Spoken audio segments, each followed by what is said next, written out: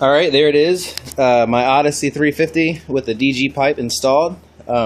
Yesterday I uploaded the video where I received this in the mail, and I quickly put it on so I didn't get the camera out. I was kind of in a hurry between painting my deck. My wife got me to paint. Every time I needed to take a break, I came over and worked on this a little bit, so it was kind of a rush job to get it done before she realized where I was. But anyway, it took a little maneuvering and fitting. The owner, the person I bought it from, it was new, said that DG was out of stock because it needed to be nickel plated or something. That's why it took so long to get it, because they were nickel plating it. And the problem I had was down on the where the header hooks on. It was a really tight fit, so that was pretty much the only problem. And then just making sure it all fit correctly. Last night I did take it out to my uncle's house and I rode it around a little bit. And if you watched the previous video, I talked about setting the jets in the carburetor with this thing. At that time I was at a 162 main jet and it was running really lean, and I put the pipe on and I had a 1.7. I had the next 4 or 5 sizes up. So I stuck the 172 in there now, and it actually seemed to be a pretty good color. Over here on the bench, you might be able to see the. Let's see, that's not there. What's this one? Let's see this quarter. So at a quarter throttle,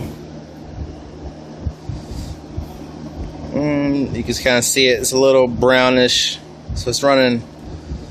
It wasn't running lean. Seemed to be okay, maybe a little rich. With the setting, I think it's a 140. It's a 45 slow-speed jet is in it now, and this was the wide open. It's a nice light brown color. So I'm gonna leave it like that for now. Where I took it to my uncle's, there wasn't a whole lot of space to ride, so it might not be a true reading. So next time I get down to the farm, maybe I can get down there this week, since I'm not working, for a couple hours just to mess around with the carburetor. But I was planning on, since this was the jet that's in it, the main jet is a 172, I was planning on maybe ordering the next 2 sizes up just so I could try them out.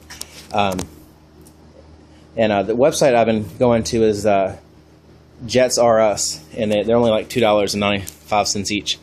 But so as of right now, with the 172 main jet, the 45 slow speed jet, the modifications, we've got the second air filter tube for the breather with the holes up top that I put in there, and then I have the DG pipe that I just installed yesterday.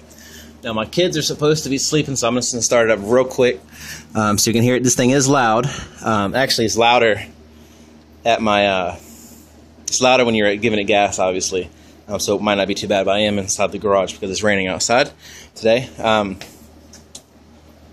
And it might smoke a little bit because I haven't started it up today. But yesterday, it smoked when I first started it up, and then it stopped after a second or two. But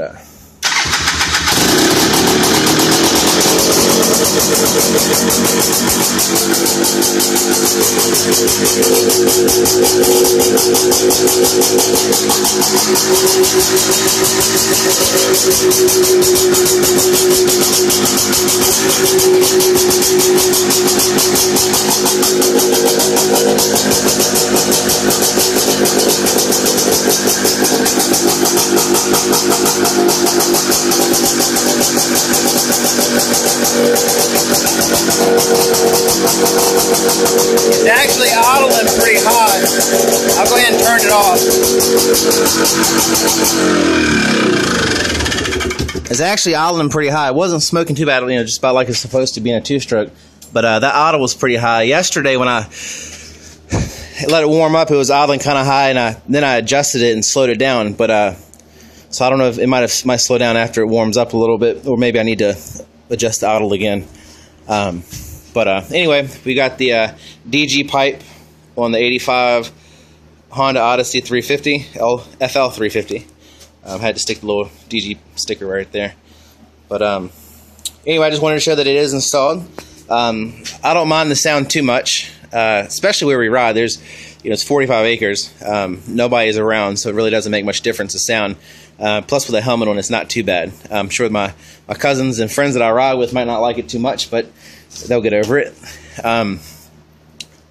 Anyway, check back later on, see this thing perform. And I don't know if I even showed you in any other videos, but I did replace the seat belts. I've got the Simpson race belts here, which I've installed. They actually came with it, the person I bought it from. They were brand new in the package, so I went ahead and installed those. And then I also got some headlights here. I saw a lot of people in the forum for this thing talking about headlights from Harbor Freight, and I went there looking for the round ones with the metal covering, like the metal wire in front of it, like you see on dune buggies and stuff, but they didn't have them. And these are actually fog lights, which that's why they're yellow. I mean, they work all right at nighttime, see where you're going. But the ones I either wanted the round ones, which I think were supposedly like $14.99, or the square ones like this that are clear. They were supposed to be $9.99. They didn't have either of those. They had these. They were $9.99. One of my stock headlights was the bulb was burnt out, and the bulb I think is like $27 off of eBay. So I just went ahead and got these, stuck them on. They mount the same way as